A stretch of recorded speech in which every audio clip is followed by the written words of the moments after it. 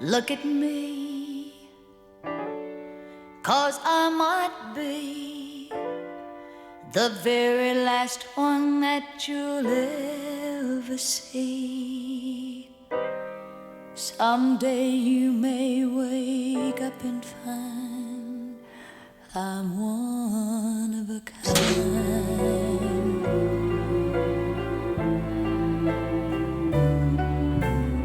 Pretty early on Now don't look in back. this movie, we knew that Once we you're had them. free, there'll be You can just drop nothing fucking dead. left to say. People came to see, by the third one particularly, is the deaths. And that's the signature franchisable element of the movie. I'm one of a kind.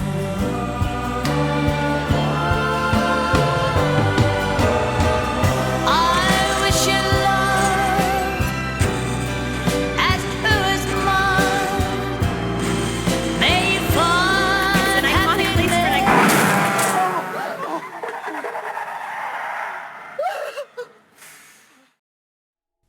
I have a request for you, viewer.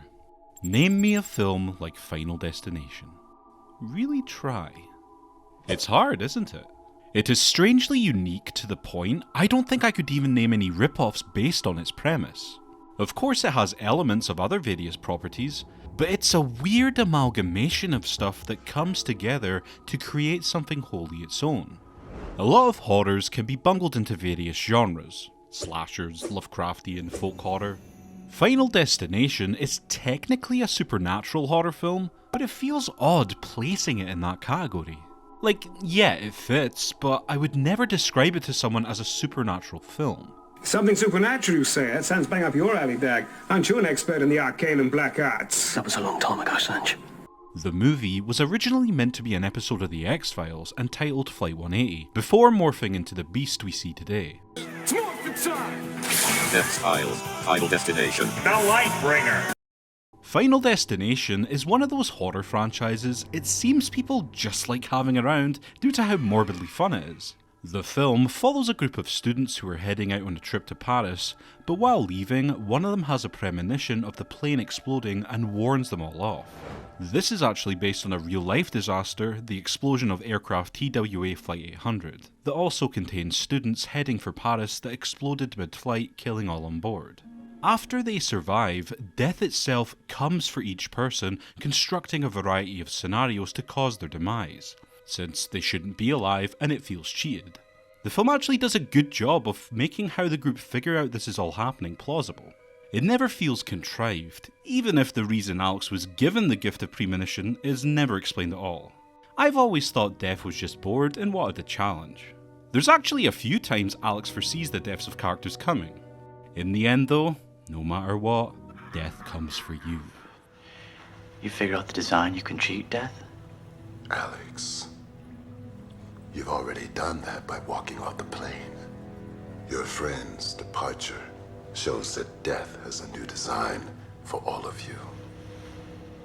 Now you have to figure out how and when it's coming back at you. What an evil idea. This isn't some physical entity or person coming after you, it's death itself. How do you stop death?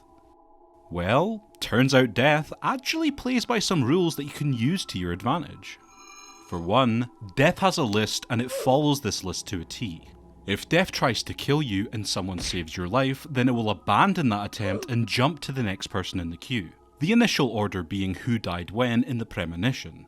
It's a little gimmicky, but it works to keep the suspense high and have a goal in mind for our heroes to rush and save whoever might be next. It also keeps you on guard, because if you're not watching carefully, you might not be able to work out straight away who's next, then shocker.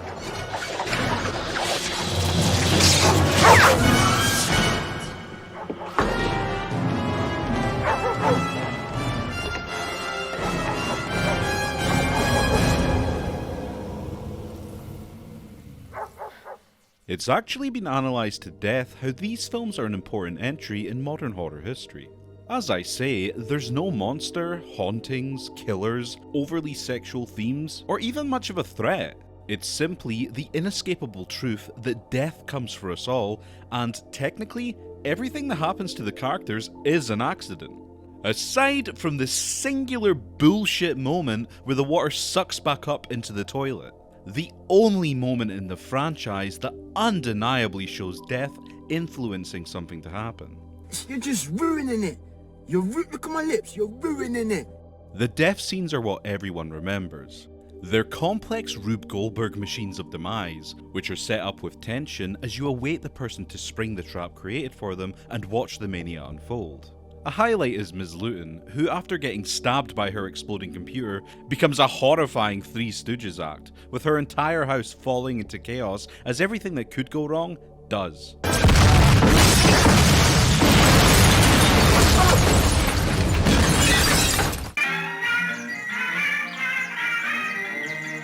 The other selling point people pay to see are the premonitions, which implant such a visceral fear of certain situations into anyone watching.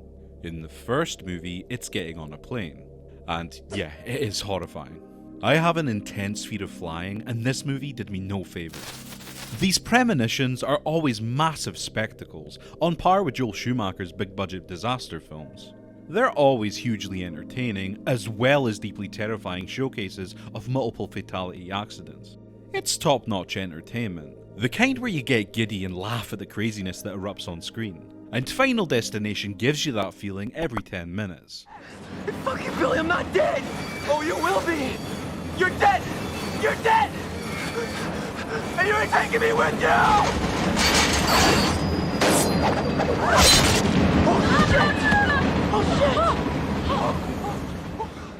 The fun is not just regulated to set pieces either. There's a bunch of shocking out-of-nowhere deaths that make you jump too. It leaves you on edge as the movie lets you know death is always there and can come for any person at any time. And the people it comes for are nice enough. Nothing standout, but considering you have Stifler and the Candyman, you know they're not going to be totally forgettable. The late great Tony Todd becomes a recurring character in the movies named William Bloodworth. He owns a funeral home and is also a coroner? And seems to completely understand what's going on. He tells the group death's rules and is usually the source of all we learn about death in the franchise. Oh, aye? Was he saying that to you, was he? Are you pally with the Reaper, are you? You also hear him at various points. He says Kimberly's name in FD2 to wake her up from the premonition, despite not being around, and speaks through the train speaker at the end of FD3. You can also argue the advice he gives is actually helping Death, since his instructions usually lead them to their eventual demise. Many people speculate he's the Grim Reaper, and the series seems to be building up a reveal to his true nature, but it wasn't until Bloodlines that it's explained, and we'll come to my thoughts on that later. I didn't like it. For now, he's the spooky old man with knowledge beyond our comprehension archetype, and he's as awesome as always. It's a shame the rest of the cast are just 2000s tropes, but it's not a character-driven story. You're just along for the ride, hyped to see what creative ideas the filmmakers can come up with.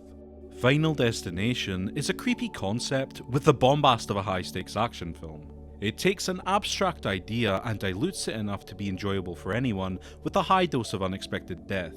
It's an entertaining roller coaster of a horror movie that's become a classic for a reason.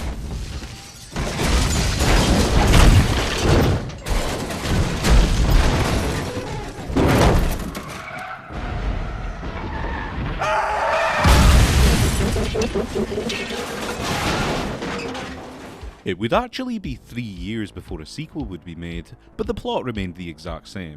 Someone's premonition ruins Death's plan, and therefore, I'm coming to get you! our cast this time is a bunch of cliches. There's the pothead, the douchebag, the overbearing mother with child. They do fine, but the real star is the return of Clear Rivers. She ends up in a mental institution after the events of the first film and has to come out to help our new gang. We also learn Alex is unceremoniously killed off screen between movies, which never sit well with fans.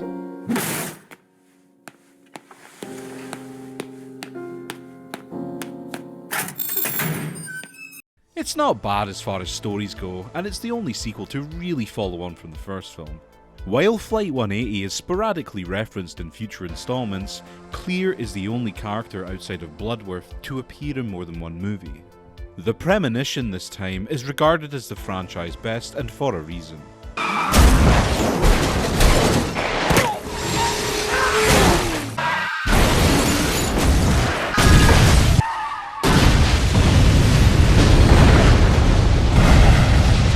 It's basically a high-budget action scene with the suspense and violence of a horror movie.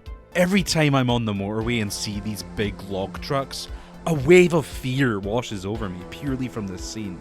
I actually remember having my own wee moment like this on the motorway with a friend. A car with 3 bikes on the roof overtook us and my friend commented on it. Then, all of a sudden, all 3 bikes were caught by the wind and sent flying across the road, just missing us. All I could say was, damn. That was Final Destination level. Look, I know this sounds crazy, but you guys all heard about Flight 180, right? The kid who got off the plane. What happened a year ago today? My premonition was just like his. What are you talking? The movie tries to be a little fresher by introducing some new ways to cheat death. For instance, Bloodworth hints that the only way to defeat death is with new life, so they believe having a baby can save them. What kind of sense does that make? That's a pretty long-term plan. Not a great plan. Things like this just highlight how illogical the series can be. It tries to be ominous and philosophical, but really it's complete garbage patter. The ending especially is kind of a cop-out using suspect logic. Apparently, if you clinically die and then you're resuscitated, then death considers you have paid your debt and really died. Which is risky and never made much sense to me. They didn't die, they just had no heartbeat and weren't breathing for a couple minutes. But hey, it's something new, and allows for the movie to have a different ending. Rory!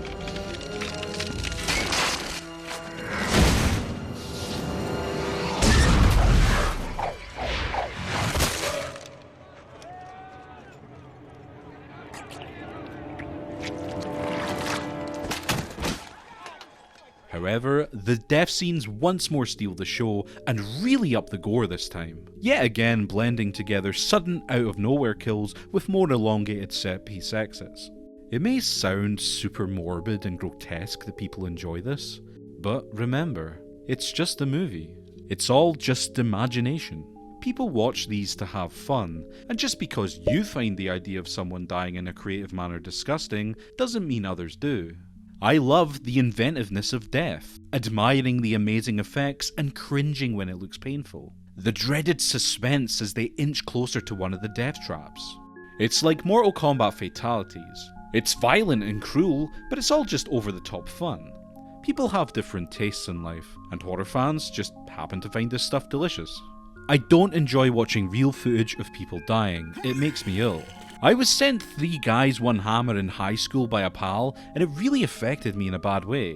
But I do enjoy watching a fictional character meet their demise in an entertaining way after following their story and becoming engrossed in their world. Death in film is not the cold, quiet, harsh cut of reality. It's fun, over-the-top escapism. I'm not alone in those thoughts, and I don't feel any shame for it. Thank you very much indeed. Final Destination 2 upped the budget and the spectacle, but doesn't have any real new tricks to show us. It's good entertainment and the opening premonition is one of the franchise's best, but it's basically just a series of death scenes stitched together with a thin plot. I honestly don't have much to say. If you want some creative and gory fun, then it's a decent evening in. I know it's not. His presence is the opposite of how Jay made me feel. It's cold and terrifying.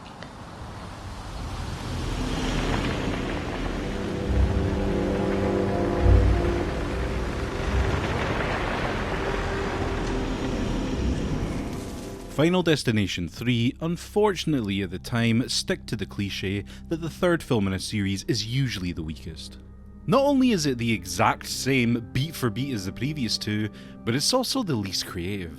A girl sees a premonition, death comes after them, copy, paste, print. Damn, I'm good.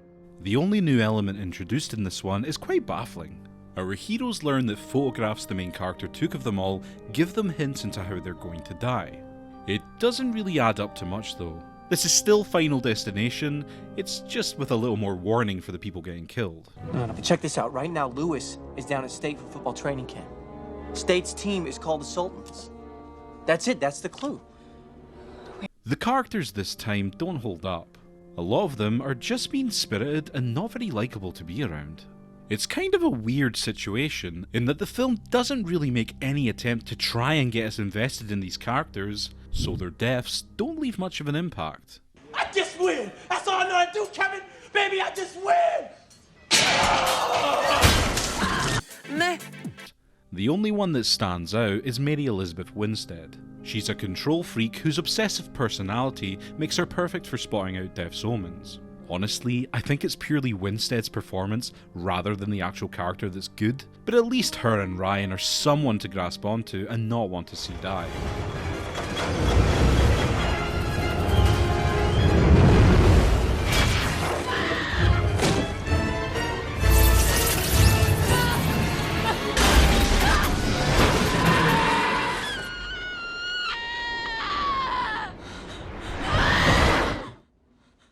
The premonition is unique, but a little lame. We just had the epic pile-up, and here it's demoted to a rollercoaster ride going bad. It's not a terrible scenario, but really, there's only so much you can do creatively with people on a single track strapped to a high-speed ride. It initially does have a lot of tension, but they just don't go all the way with it. Why not have one of the wheels fly off and hit someone in the face? Have someone fall out and land on another part of the track and get crushed by the coaster? Anything rather than watching almost everyone just fly off the coaster and die off screen. The set piece kills are a mixed bag too. There's the one in the tanning booth everyone knows about, and a really grisly one involving a nail gun, but the rest are uninspired and lack the tension found in the previous two films. There's still some good gore and some neat practical effects amongst the dated CGI to enjoy, but it's not the series at its best. The only thing I really remember is the DVD. It had a feature that you could choose an action for a character and make the movie play out differently. I'm not gonna lie though, it's no Bandersnatch. All it really chalks up to is slightly different versions of the exact same death they have in the film. It's pretty pointless. Only one character can actually be saved, while the rest die no matter what. You decide. For the first time ever, an interactive feature gives you the power to choose new deaths and change characters' fates. I never thought I could see my own death before it happened. How it ends I'm not dying. is up to you. Final Destination 3. Own the 2-disc Thrill Ride Edition, July 25th. This is also where the series formula was getting tired. In every film in the franchise, it's shown that no matter what, the characters will never be able to outrun death. Everyone dies, death's cycle ultimately completes, and it makes the entire film's plot essentially pointless. These people aren't going to cheat death, they're merely stalling the inevitable in a fruitless attempt to save themselves. Even Kimberly, who was the only one to technically cheat death, it's revealed in an alternative ending, died by falling into a wood chipper between movies. Until Bloodlines confirmed she did survive after all. But when they do this method at the end of that movie, it doesn't work again. In essence, the movies have no point to them except to explain you will die. Death cannot be beaten, only delayed. It's hollow entertainment, so the ways in which they stall the Reaper need to be creative and, hell, actually work sometimes to hold our attention. And 3 just doesn't do that. Final Destination 3 is the series at its most pedestrian for me. No risks taken, no swaying from the established formula, no newfound way to beat death. It just gives fans what they wanted to see. Some creative ways death can come for people, but with diminishing returns. The converted will love it, everyone else will probably just be bored.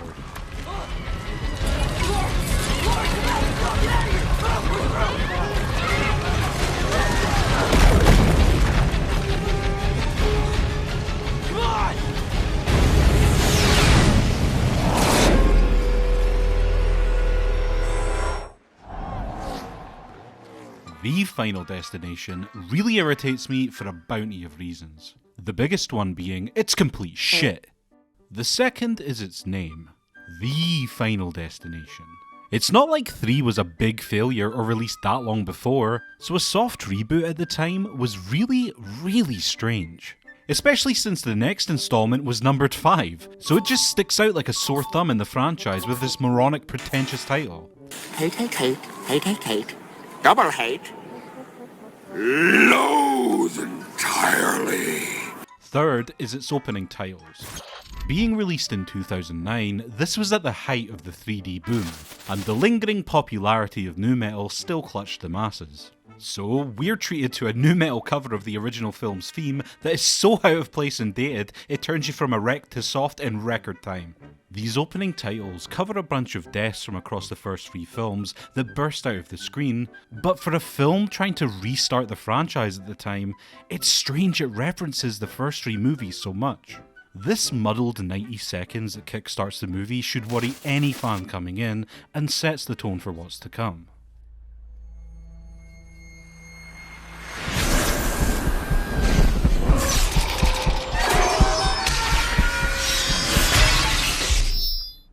Nick? What did you see? I think we can stop it. How? It's almost pointless talking about the plot. It's the exact same as the previous 3 films, only this time there's not a single character that stands out. They're either blander than gluten-free bread, or so over the top they seem like living cartoons. There's this one racist character that's so ridiculous, Death decides it's got a sense of humour. After planning to burn a cross on a guy's lawn, he's dragged behind his car on fire while the song Why Can't We Be Friends blares out.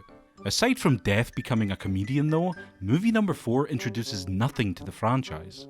It's just a copy and paste of the previous films, only there's even less of a narrative connecting all the death scenes.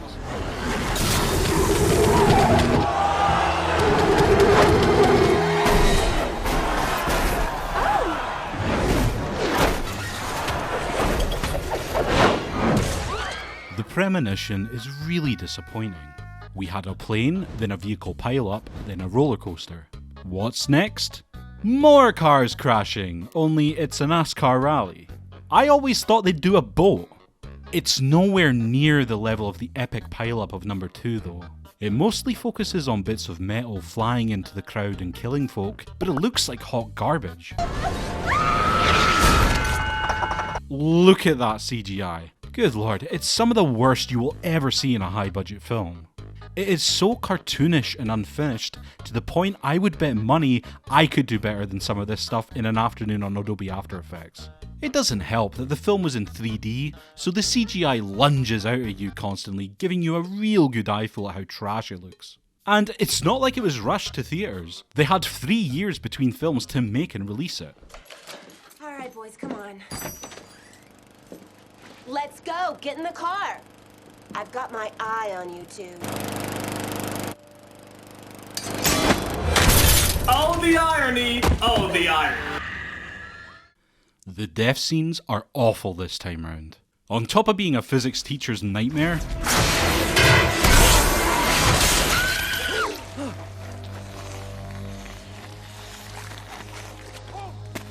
they're all simple deaths with convoluted setups.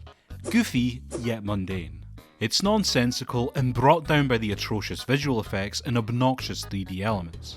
The movie just feels disposable, like no one on the project cared at all to make a fun, exciting movie. Yeah, I know the one about the guy having his guts pulled out his ass by the swimming pool jet is based on a real story, but it doesn't translate to the screen as suspenseful or even that brutal. There's no new rules discovered, no new ways to try and get off Death's list, and nothing from the previous films to enhance the lore. It's barely 80 minutes, so it's mercifully the shortest one and clips along at a good pace, but it borders on self-parody more than a proper sequel. The Final Destination is the franchise at its worst. Terrible effects, awful death scenes, and vile characters. It doesn't even have Tony Todd included to give it some respect. Its biggest crimes are just how painfully forgettable, boring, and cheap it all is. Death doesn't like to be cheated. Excuse me?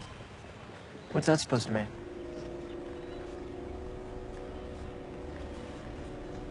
You are Holden. Just be careful now. Okay. Thanks for the advice. When Final Destination 5 came out only 2 years later, I was confused. Surely the Final Destination meant this was the last ride with death, and the reception of that film tanked any chance of a revival for a long time. Ooh, that's kind of small.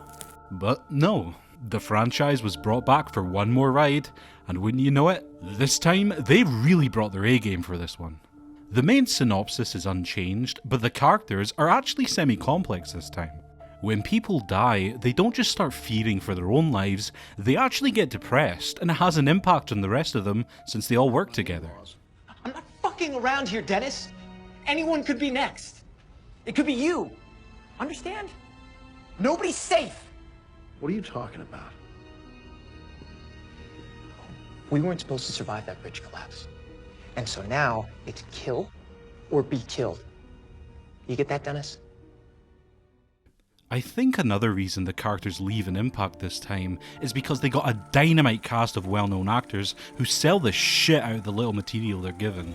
David Kocher playing his usual obnoxious asshole stick is as good as always.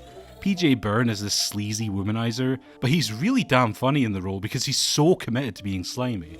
Miles Fisher is probably the most interesting person in it because his sanity slowly degrades across the runtime as the strength of the situation dawns on him. Even the main two heroes, despite being pretty bland, they give at least some depth because they're going through a breakup. It's nothing that's going to change cinema or win anyone an Oscar, but considering people come to these things for gross spectacle, it was nicely surprising to me that it wasn't just a thin plot to link death scenes together this time. Over here! See the railing!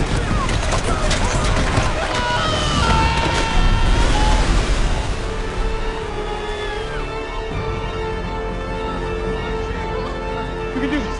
Let's go! Do it! You can do it! Don't look down! The premonition scene in this one rivals the pileup in number 2. It's a blockbuster scene, where this time the mass killing event is set on a collapsing bridge.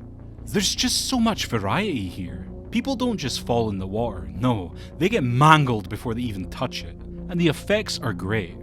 Yeah, for the most part, some hokey CGI still finds its way through, and there are some pretty substandard filmmaking on show in the little moments. On the whole though, it's a showstopper for sure. Then you get the death scenes, and this is such an improvement, because the tension doesn't just come from the fact you don't know if the person will escape death. It's because you don't know what factor will be the cause of it. Every scenario is filled to the brim with multiple ways someone could die, and the film does an excellent job of making sure you notice them all. For instance, there's a gymnast practicing on a balance beam. Not only is there a fan that could fall on her, there's a pile of water that has an electric cable in it, and a screw on the beam she's on. But she keeps moving through the scene to other factors that could harm her as well, and it's genuinely nerve-wracking seeing her come close to all of them. All the death scenes are like this, and it's actually a lot of fun trying to guess either which of the things in the scene will spell their end, or if they'll make it out alive at all. There's also a few surprise gotcha kills too, to keep you on your toes when you don't follow Death's conga line closely. The death scenes themselves are also juicy. If you're a fan of over-the-top gore effects, then you'll have a ball with this one. None of us deserve to die, then, why is it that you deserve to live, Molly? You said it yourself. You don't know.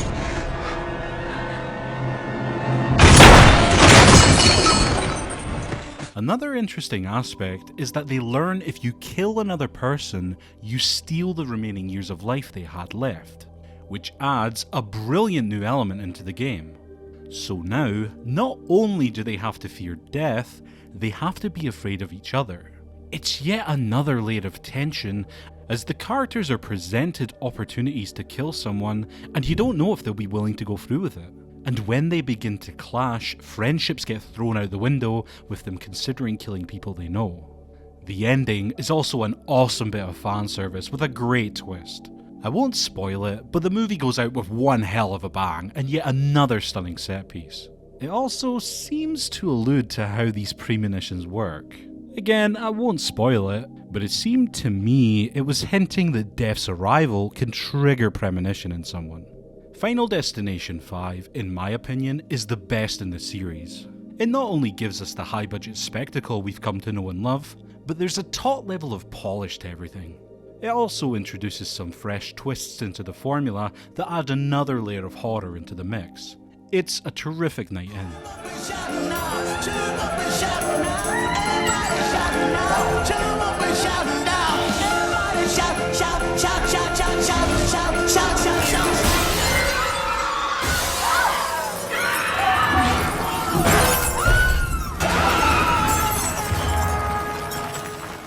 Final Destination Bloodlines came out just last year, and I've only seen it once, so I'll share what's essentially my first impressions.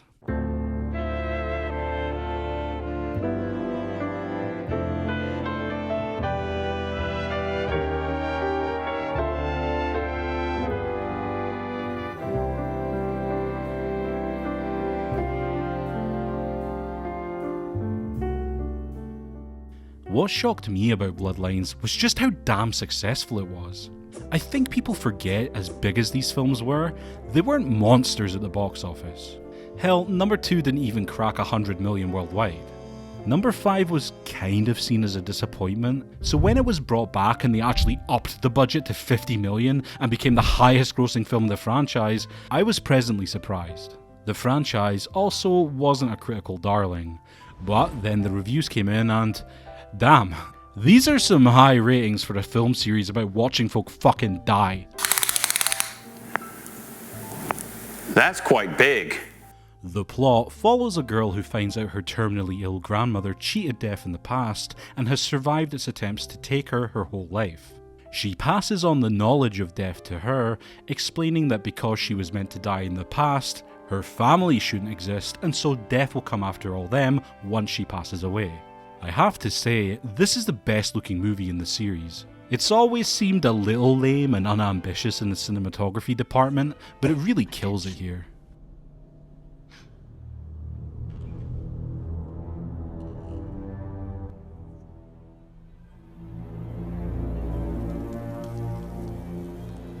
I see you, you fuck. This is probably the most plot-heavy of the franchise, and it was a nice change of pace to the formula. It's more comedy-based than previous entries, but it balances it well with the gore intention. Far better than FD4. The characters are likeable and all have fun interactions with each other. Everyone's performed well, and it was nice that no one was a walking cliche this time round. The premonition was class. It being set in the Space Needle was a good choice with lots of opportunities for kill creativity. The restaurant collapses and there's a load of variety to the bloodshed.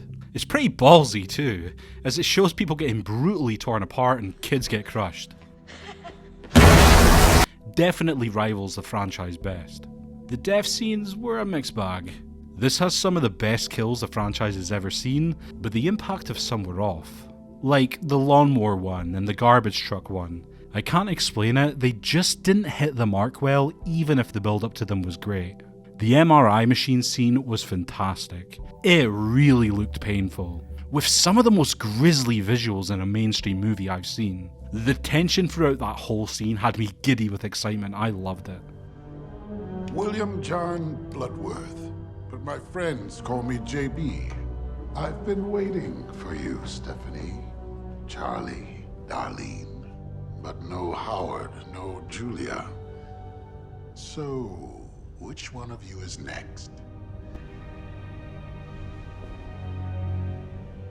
It's finally revealed Bloodworth was a boy saved in the premonition, and the reason he knows so much about death is he learned it growing up with the grandmother. Tony Todd's final performance and last speech here is the standout moment. It's hard not to get a little emotional as the character's words eloquently express the dying actor's outlook and wishes. But I can't ignore that I think this is a disappointing explanation for his character.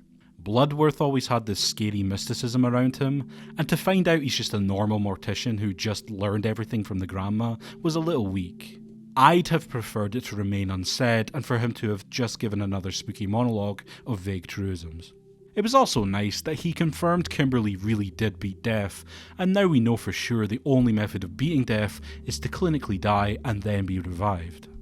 Overall, Bloodlines is a fun entry, and it was cool to see it play with its own lore, but it was surprisingly formulaic once the grandma was out of the picture. It's the same old shtick, just with a nicer look and upping the gore to barbaric levels. There was nothing new discovered about death, it doesn't get beat, the kills are okay, the premonition was good, Bloodworth's reveal fell short. It's a fine flick. Hopefully, with its success, they get a bit more bold with the next entry. And that's the franchise in a nutshell. It's the horror genre's answer to Michael Bay movies. Easily digestible action to be thrilled by for a couple of hours, and it stands on its own because there's nothing else out there with its premise. It's a super entertaining series to get into, and I'd recommend it for anyone wanting some blood-soaked amusement and thrilling spectacle. Except the fourth one, obviously, just ignore that exists. Oh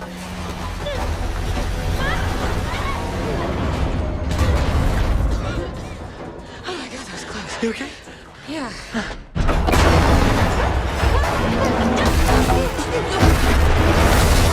You know you make me wanna kick my heels up and throw my hands up and throw my hair back and come on.